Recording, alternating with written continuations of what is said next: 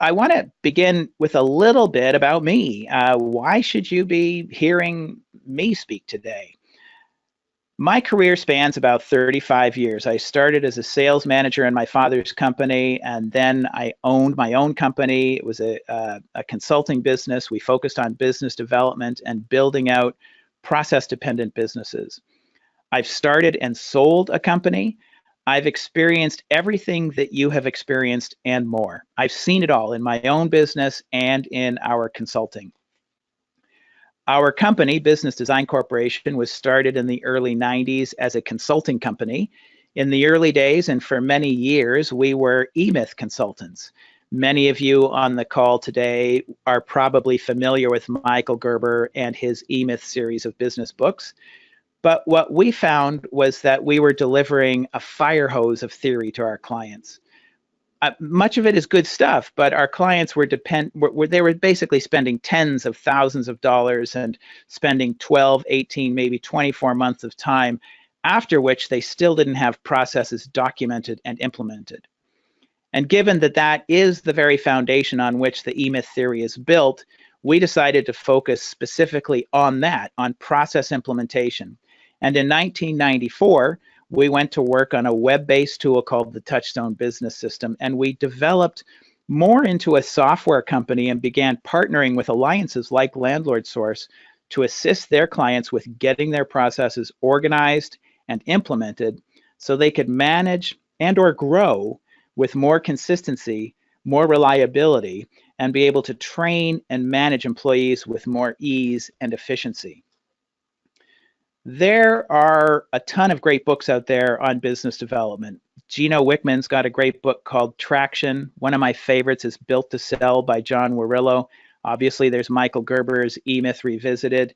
And Michael even now has a book on how to create a systemized real estate investment company. These are all great books. They all talk about the importance and value of having documented operating procedures. None of them explain how to get your processes implemented. So that's the topic of today's presentation: how to systemize your business, your property management company, and streamline your operations.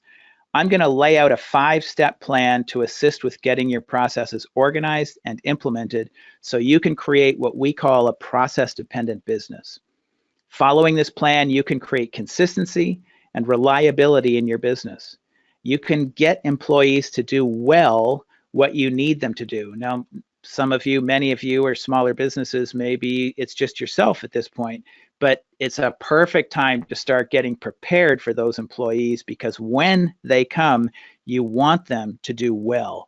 You want them to do what you need them to do. And as a result, create a company that gives you a little more freedom. You can actually grow the company without the stress and the overwhelm that is almost always associated with growth.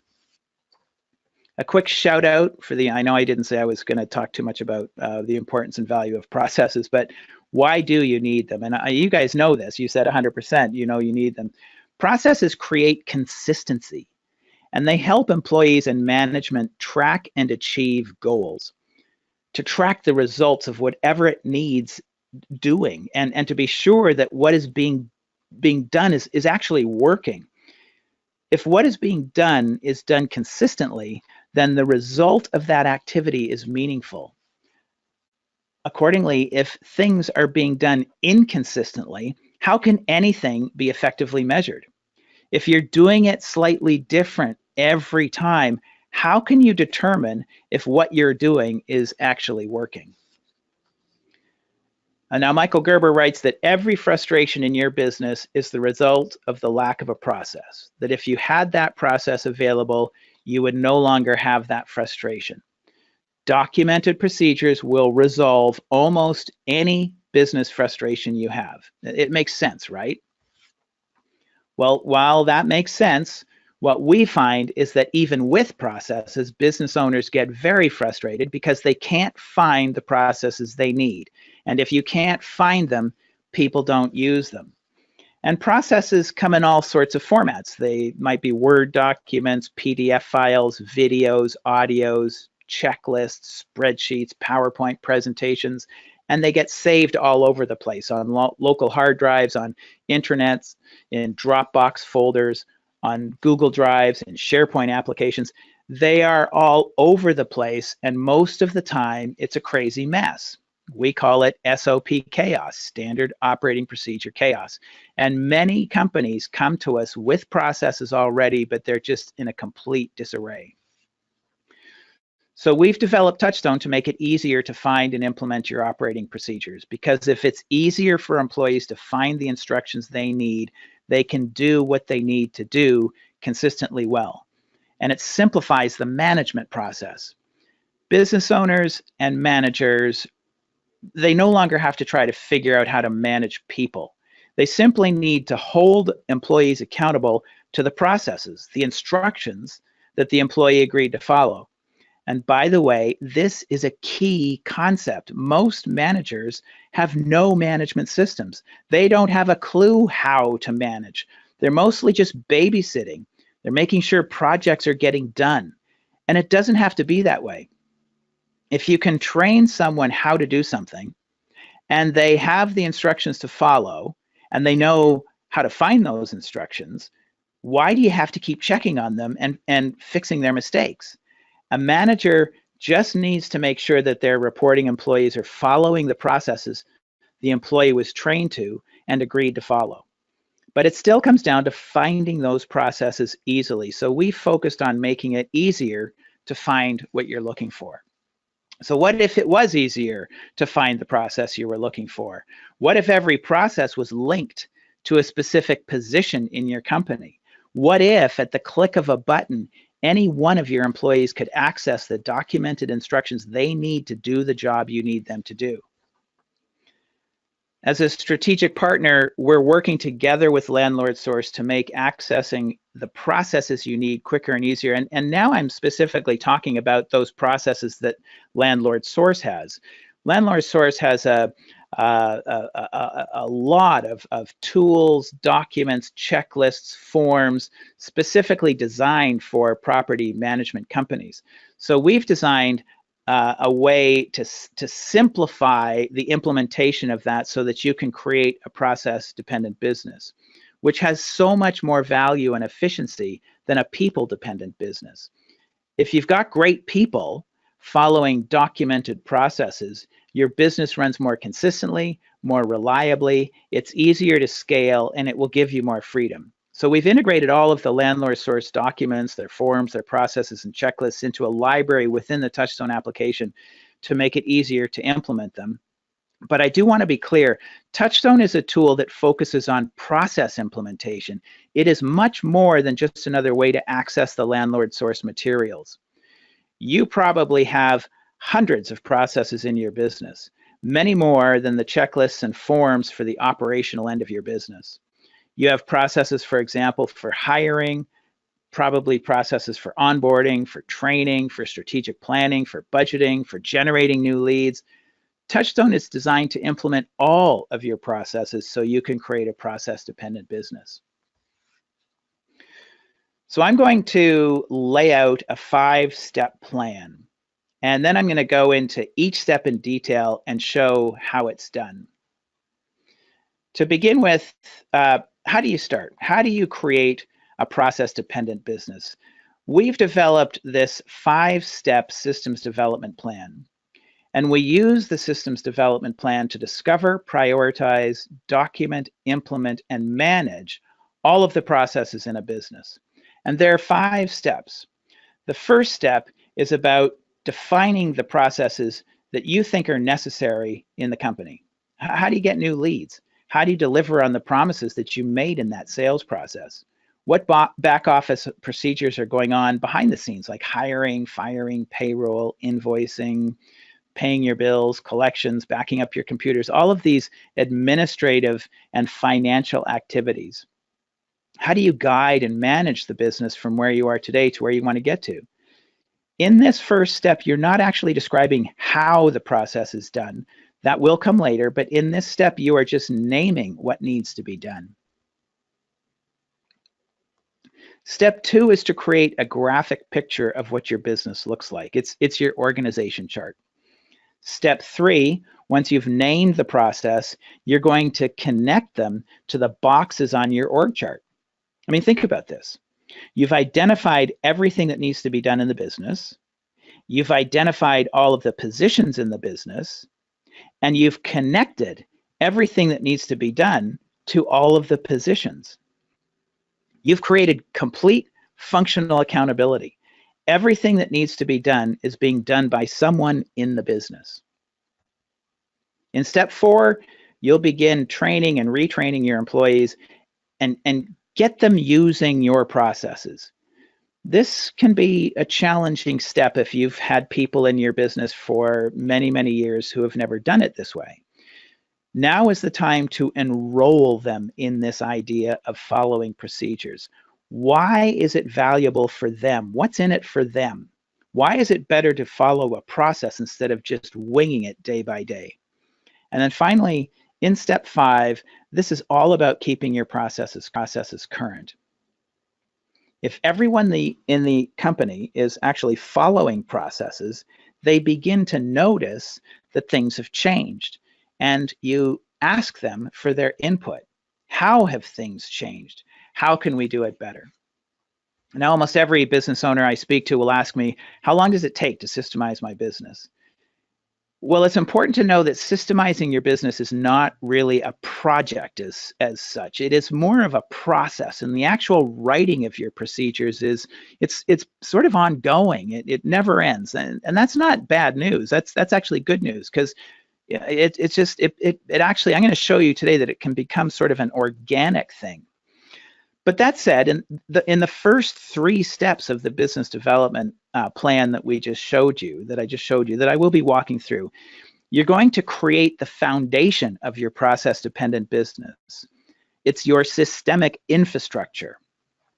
And depending on the size and complexity of your business, it should only take about 6, 7, 8, 10 hours at most.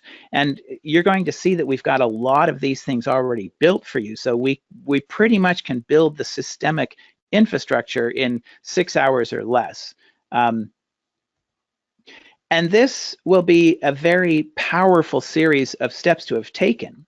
You'll have a fairly complete list of all of the processes that happen in your business. You basically have a blueprint of your business in terms of your operating procedures. You'll have a clear understanding of all of the positions. You have a blueprint of your business in terms of your employees, and you'll have position-specific operating manuals for every box on your org chart. Everything that has to be done has been assigned to a position, and an employee is filling that position. Now, sometimes that'll be you in multiple positions, but you'll still have complete functional accountability. You'll no longer need to wonder why something didn't happen. And again, it should only take about 6, 7, maybe 10 hours at most to get there. Okay, so the first step is all about naming the processes in your business. In this step, I want you to think about your business in a new way. I want you to rise above the landscape and think of your business as having 4 key functions. Getting the business, these are going to be all of your sales and marketing processes. Doing the business, these are all of the processes for delivering on the promise made during the sales process. So these are going to be processes for client fulfillment, customer service, all of the processes that directly relate to what you do for your clients. Running the business, these are all of the processes that are going on behind the scenes. Invoicing, paying your bills, collections, hiring employees, firing employees, budgeting, cash flow, everything that is sort of financially related, administrative, human resource, IT. You might say, well, I don't have an IT department, but you do. You know, how do you back up your computers? I don't have a human resources department, but you do. You might have benefits for yourself and your wife if she works in the company. You might have, you might be hiring someone. These are all HR type processes. I speak to a company that has 1, 2, 3 employees as if you have 50, because you got to start thinking in those terms to be able to break out of a shell that you create around yourself where you're the most important person. And finally, guiding the business. These are the strategic processes for leading, managing, and guiding the business from where you are today to where you want to get to. So in the simplest of terms, there are really only 4 core activities that can happen in a business. You've got to get the sales, you've got to deliver on the promise, you've got to collect and pay for the goods and services performed, and you've got to guide and manage things. So this becomes your process database. This is where you will store all of your processes, all categorized in 4 simple key functions. So let's talk about how to do that. I'm going to actually toggle over to a Touchstone account. Now, by the way, you don't actually have to have Touchstone. You could do this on a piece of paper. You could do this in a spreadsheet or a Word document. So you don't have to use Touchstone to do that. Hold on, let me just delete that there. But we've been doing this for a long time, and for more than 20 years. And Touchstone is by far and away the best tool available for this need. Today's not a demo of Touchstone. I'm not doing that. I just want to use it to show you what is available to you. So in this step of the 5-step plan, we are simply naming and organizing your processes. You're not describing how.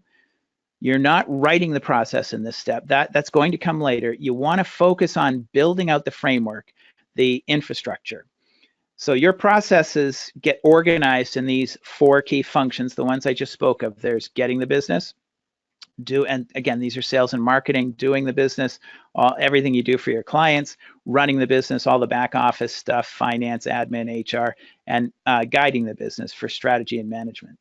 And within each of these key functions, the processes are organized in categories, what we call sub-functions. So if I click on doing the business, for example, you're going to see that I've created subcategories for production, customer service, operations management, maintenance, tenant. You can create as many processes as you like here. It's completely up to you.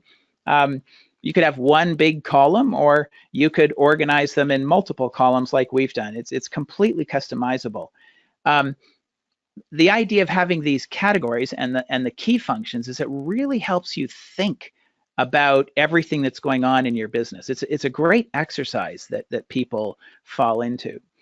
Now, you're going to see a lot of processes in here, and you're going to go, oh my gosh, I thought this was easy to find processes. It's important to note that your staff, your employees, or even yourself, you don't have to come here to hunt for what you need.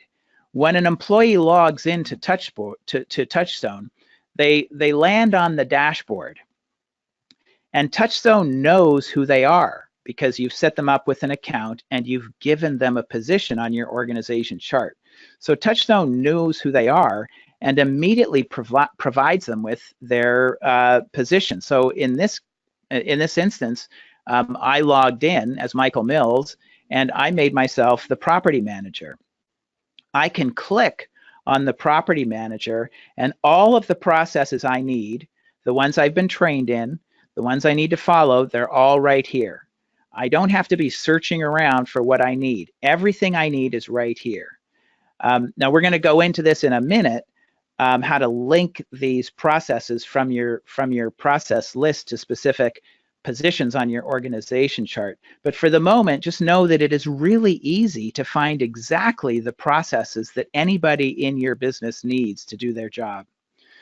So, and for example, I can click on a specific process here dealing with problem tenants, for example, and I can see that there are 2 work plans. One is for dealing with like guidelines for dealing with my problem tenants, and another with different scenarios. What do I do? And I can click on these and find out exactly what I need to do. So how do I deal with lates or non-paying tenants, or noise, or they wreck our property, or there's some bad or illegal activity going on? So everything I need is going to be right here. Let's go back to where your processes are set up. I'm going to go back to the 4 key functions, and I'm going to click on guiding the business. So again, this is, and by the way, there's lots of ways to navigate around in Touchstone. and again, if this is not a demo, I just wanted to show you all that's available to you. But I just clicked on guiding the business. Remember, guiding the business. These are the processes I need for strategy and management. And I can actually look at any one of these processes and think, okay, I can follow any of these processes. I can write these processes. I can add new processes, and I can add from a library. So let me give you an example of how this works, because in this step, we're just naming the processes. It's a really important step to create that foundation or the structure that I spoke of. I was working with a client and I asked them, what do they do to get new business? What do they do to generate leads? Or, what do they do? And their response, they started going into this long, involved response. They said, well, we just analyzed our database. We got a list of our clients who hadn't made a purchase in the last 12 months, but we looked to see if they had done what they'd done in the past. We segmented the list. We exported it. We emailed it. I said, whoa, whoa, whoa. I stopped them. And I said, my question was, what? What do you do to get new business? Not how do you do it? So if what you're describing to me were a process, what would the name of that process to be? And I thought about it for a moment, and they said retargeting past clients. And I thought, perfect, great. Retargeting past clients, that's a sales process. Let's put it here. And so I clicked on there. I clicked up here, add new process, and we typed in here retargeting past clients. So I don't need the long, involved description of how they do it. And I clicked save. And then I said, now, what else do you do to get clients? And they said, oh, Facebook. And I typed in Facebook. Save. What else? Trade shows. Trade shows. Great. Save. LinkedIn. We use Pinterest. We use all these different things. And step by step, we went through each of the 4 key functions, and we named all of their processes. We identified every system that they could think of. So do you see how that's different? The what is different from the how. And that's why we're doing this one step at a time. It's completely overwhelming if you immediately go into the how you do it. So when you're first starting out, when you're first starting out systemizing your business, you haven't thought about this yet. And if you create a new Touchstone account, these key functions are going to be blank. So we do encourage you to start going through and trying to understand the processes in your business. But if you get stuck, we do have libraries that you can fall back on. So if I just clicked on doing, for example, if you come up here and add from process library, you can access a template of processes that we've already created. If you're an existing landlord source client, or if you've purchased their content, all of that content is available for you. So if I click on the owner's system, for example, I can download any one of their processes. I can say, okay, I need the security deposit transfer form, and I can click save. And it will download that process into your Touchstone account, where you can put your company logo on it, you can change the terms, you can edit it, you can basically make it yours. In addition to the all of the different landlord source materials, we have a general process library with best business practices, regardless of what type of business you're in. So maybe you need an onboarding system. So how you hire and onboard a new employee, it doesn't matter whether you're a property management company or a chiropractor. I mean, basically, it's similar how you would onboard a new employee. So we have a whole set of processes in this library as well. And again, remember, we've been doing this for over 20 years, working with all types of businesses. So we have a very useful set of processes in the general library for all parts of your business, in addition to all of these forms that Landlord Source has put together for you. So this step really helps you to understand your business in terms of its 4 key functions. Walking through this step will really demystify your organization. you'll be able to see that your company really is simply a collection of processes. And as you can see with the libraries, it's pretty easy. It doesn't take a lot of time to do this step, this first step. Okay. So at this point, you have a fairly good list of your processes. Now you want to create your a picture of your business, what it's going to look like organizationally. Who's going to be helping you with selling? Well, you need someone to do social media or website development. How many salespeople do you need? How many property managers do you need? How many maintenance technicians? How many back office support people? Now, if you've already done this, this is a pretty quick step, but now is the time to get your org chart current. Many on the call today probably have an org chart. Question is it current? And the second question is, how do you use it? Most organizational charts are done following an assignment that was given to you by a consultant, and then it gets stashed away somewhere. It's rare that the org chart is actually used in the day-to-day or month-to-month development of the business. In fact, when we do calls with clients, I basically ask people, do you have an org chart? And they say, oh yeah. And I say, can you send it to me? And they'll say, well, I'm not quite sure where it is, or I haven't looked at it for a while, I should probably update it, and then I'll get it to you.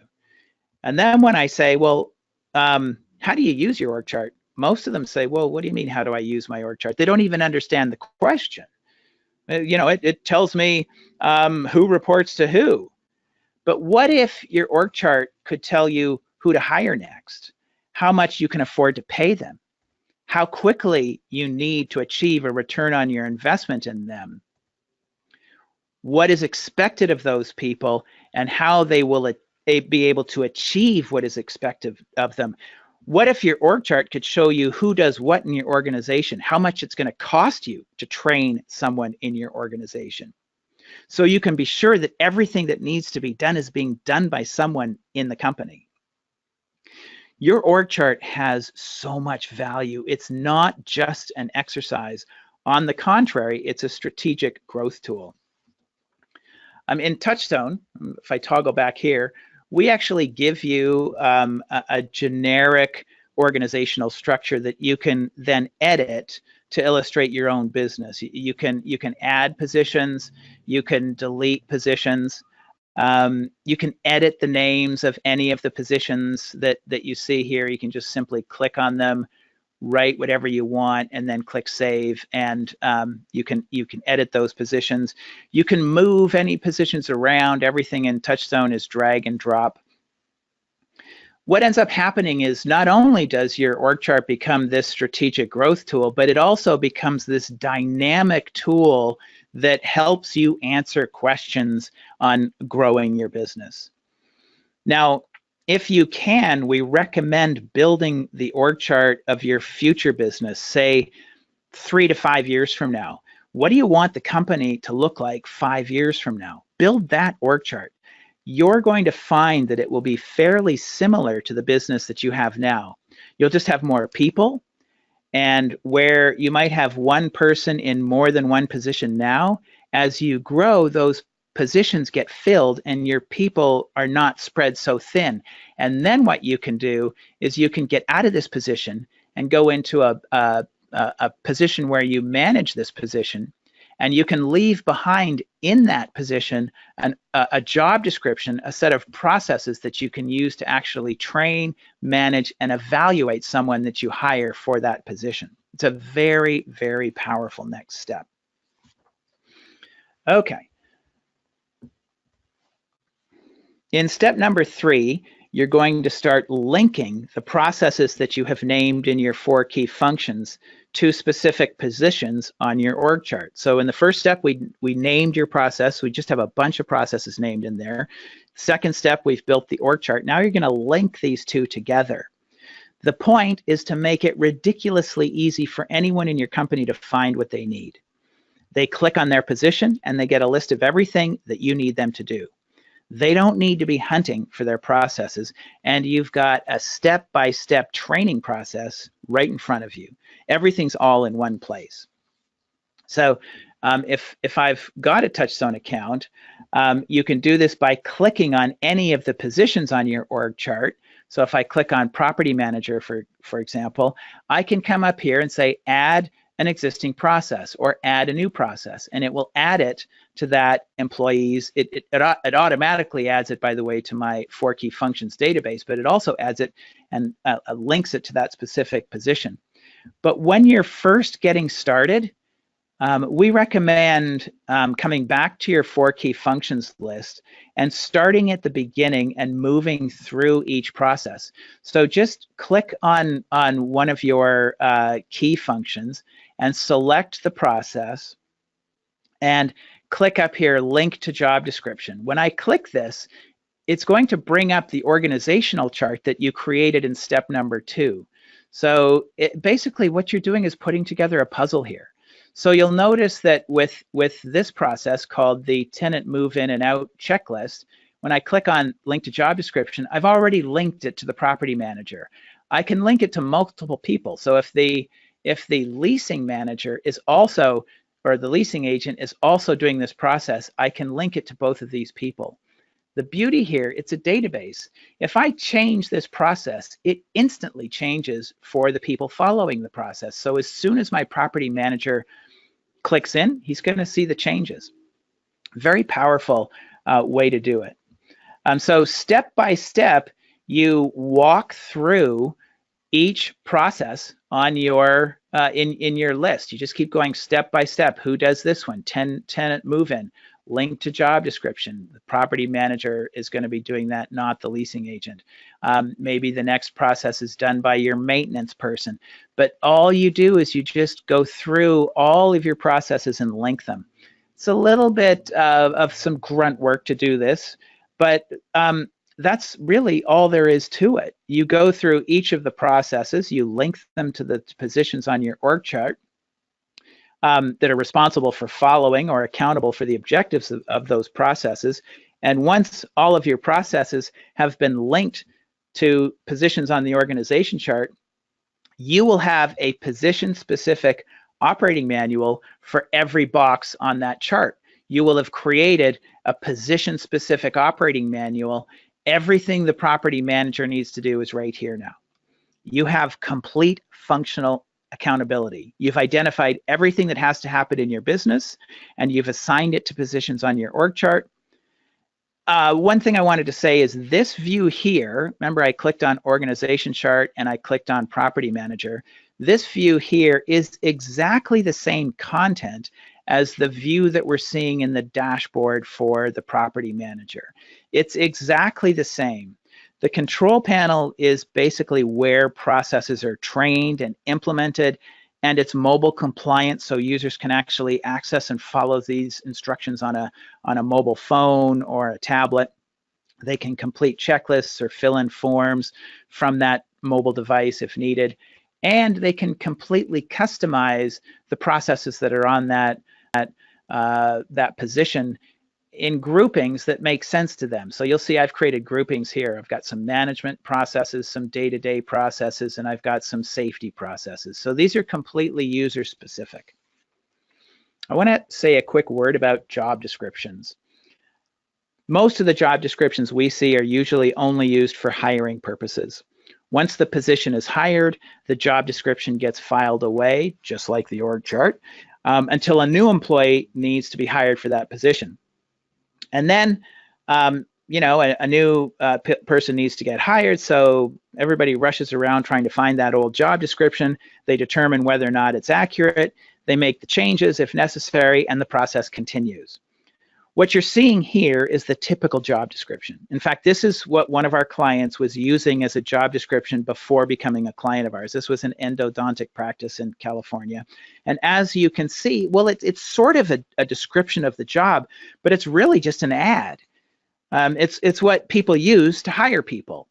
It's not really what we call a job description.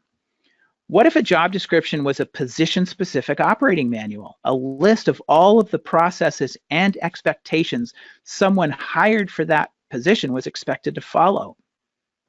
Something used not only to hire someone, but also used to train them, manage them, and evaluate them. And because it's used to evaluate the employee, both the employee filling the position and the manager of that employee tend to keep their eyes on it so it stays current. So when these tools are actually used in the week-to-week, month-to-month management of the company, they stay current organically. It's easy to keep your processes current. Okay, back to the plan. In step 4, you're going to start implementing your processes. And you do this as soon as you've written 1 or 2 processes. I'm not going to go into how to write a process today because it's easy. You just write down what you do step by step. Do this, do that, do this, do this. But what you don't want to do is try to wait until all of your processes are written before you start introducing this idea of following processes to your staff. Jump right into it. Write 1 process and start training someone. So implementation is all about creating a clear and accurate picture of what an employee in that position needs to be doing. What do I need to teach them? What do I need them to follow? What do I need to follow up with them about?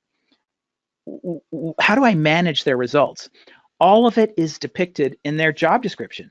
And what is good about a Touchstone job description is that it makes it very tangible. Management can be a very difficult thing when you're trying to manage people who have not had much training, when they are essentially making it up as they go along or they're learning by watching. So if I'm looking at this job description, this is a very tangible set of activities that I want my property manager to do. It's not fair to criticize your employee when the manager has not been able to hold them accountable to a process. If the manager's not been able to show them how to succeed in a tangible way, it's just not fair. You can't just say, I told you to do that. So the job description fills this purpose in management. And really, there are 2 types of training. There's new employee training, and then there's ongoing training. And the job description is key for both of these management processes. Let's talk about training. Let's say that, remember, I've set myself up as the property manager, and let's say I get a new maintenance technician. David Smith is my new maintenance technician. If we go back to the org chart here, you'll notice that the maintenance tech reports to me. So when I put someone in as that position, maintenance tech, it shows up in my section under property manager called management review. For new employee training, the job description for David Smith is right here. The job description for the maintenance tech, because David Smith fills that, is right here. I can simply click on it and everything that he needs is right here. These check marks, by the way, tell me that I have already trained him in this process. I'm going to walk through process by process how to do what I need him to do. So I'm going to click on the process called keys and entry, and I'm going to say, David, this is what you do with vacant properties.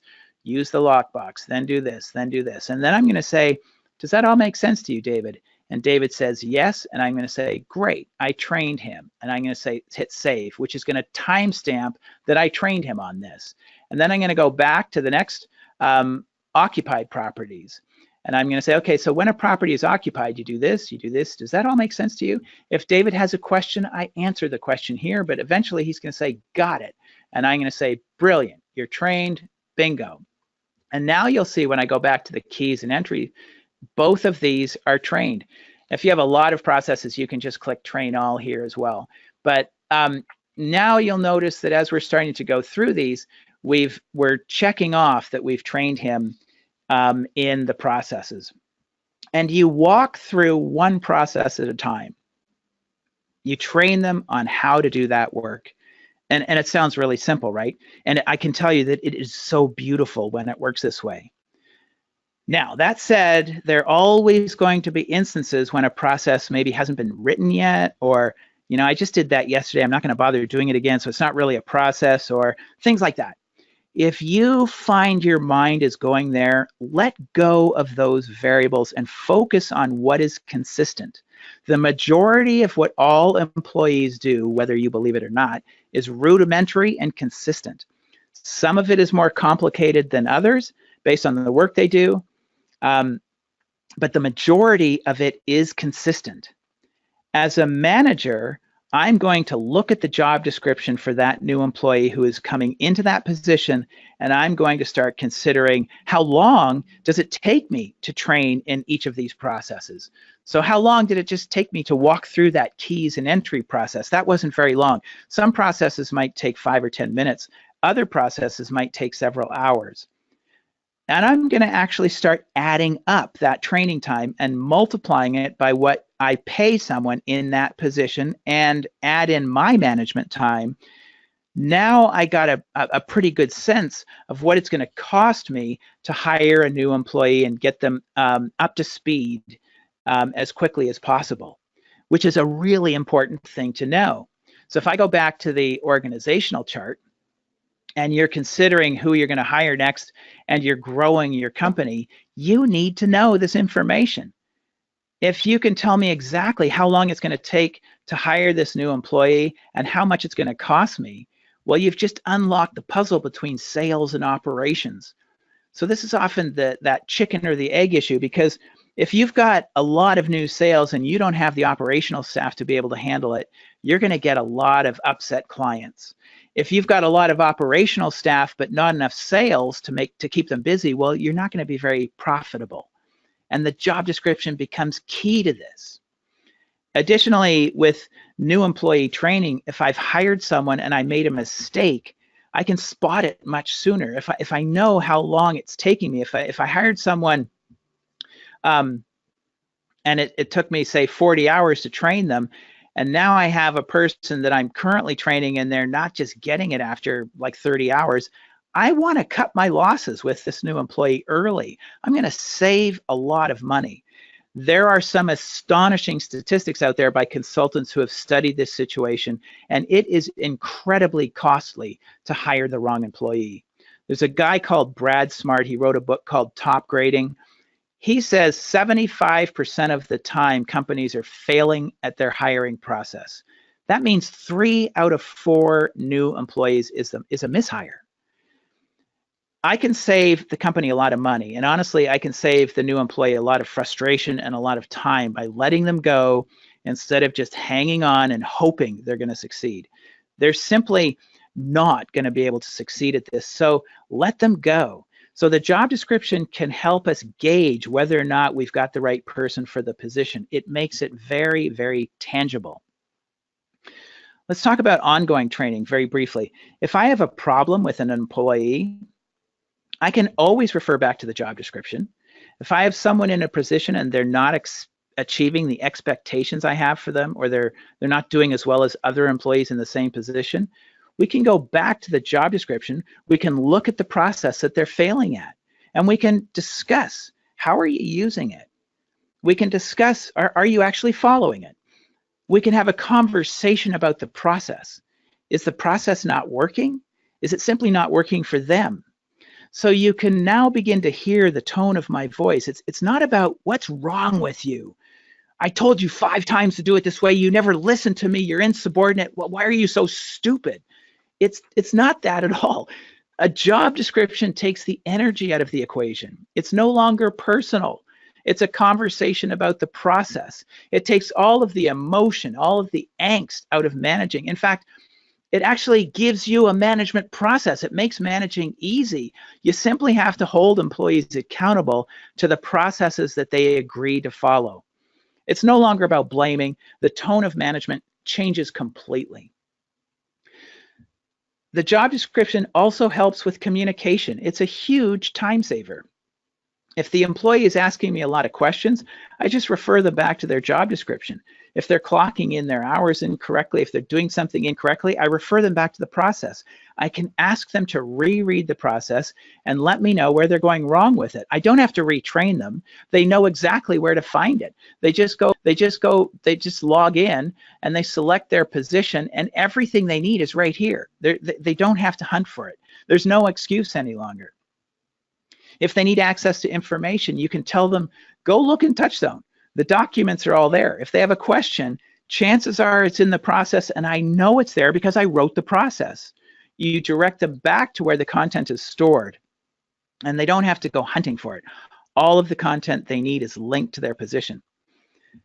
The minute a manager changes their tone and makes the employee accountable to what they're responsible for, and it's done in a very tangible way on the job description, for example, the employee begins to learn something new, and it redirects the whole business in a different direction. It takes time to get there, and it takes time for the employee to get used to it, but it's completely worth it in the end. Okay, so we're coming to the end here. Step number 5. At this point, you're starting to get your processes. You want to start implementing them. You've got them implemented. Now you want to start getting input from your employees. We call this process innovation. If your staff is using their job description and following their processes, they're going to keep your processes current organically. They'll start letting you know which processes need to be changed.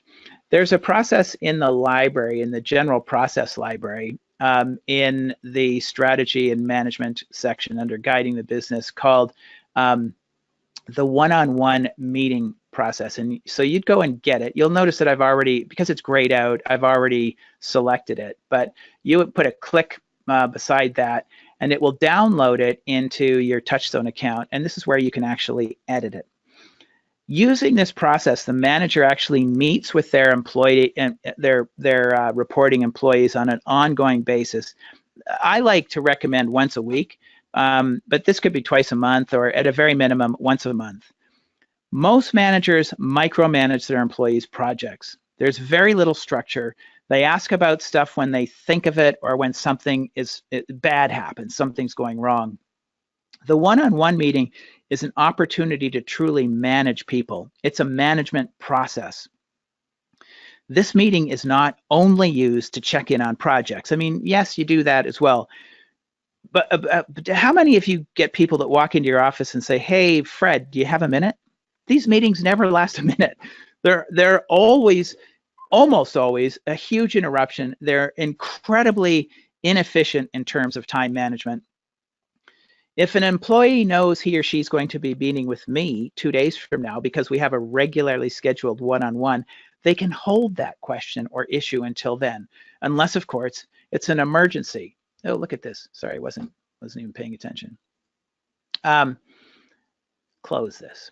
So when someone walks into my office and says, "Hey, Mike, do you have a minute?" What I say to them is, can this wait until our one-on-one? And then they can actually go on into their custom meeting form, and they can actually make a note of what they want to talk to me about. Also important, the one-on-one meeting is a place where I can ask a reporting employee to do a process evaluation or a process review. So I do this all the time. I can ask them to revisit an existing process, one that's on their job description, between now and the next time we meet, to determine if it is still accurate. It doesn't take long to do this. But from this point forward, we can start doing ongoing process review, as well as getting input from employees who use the systems as to what could be done better, what could make this process more efficient. When you get your people contributing to the inefficiencies of your business, to innovating processes, you begin to build buy-in. They have a much better understanding of the value of processes, and they really feel heard. They actually get completely blown away that you actually listen to them. So how do you get them all written? Well, as you've seen, we've worked with Kathleen and Landlord Source to incorporate all of these forms, documents, and checklists into Touchstone. We also have additional libraries you can use to develop your business. I spoke about the general process library. We've had 20 years of experience helping people systemize their businesses as master certified eMyth consultants. So we've collected operational procedures from that work, and we make them available to you in the general process library. We're also building a members library. Currently, we have a number of property management companies who are using Touchstone. When they create a process, like maybe it's a vacation request form for their employees, for example, if they're willing to share it, we can copy it into the members process library, and then we let all the property management users know it's there to download into their account, edit, and implement. And more, we're always developing content. Kathleen is developing content, and as she develops content, as we develop content, we add it to the libraries, and then we let all of our users know that they can download them and get them. In addition to the libraries, here are two other key IDs for getting your processes written. This is a method that's worked really well with our clients. Create a monthly workshop. Pick a process on a job description, speak to the employee or employees who are in that position, could be one, could be several, ask them over the next couple of weeks to think about this process. How do they do it?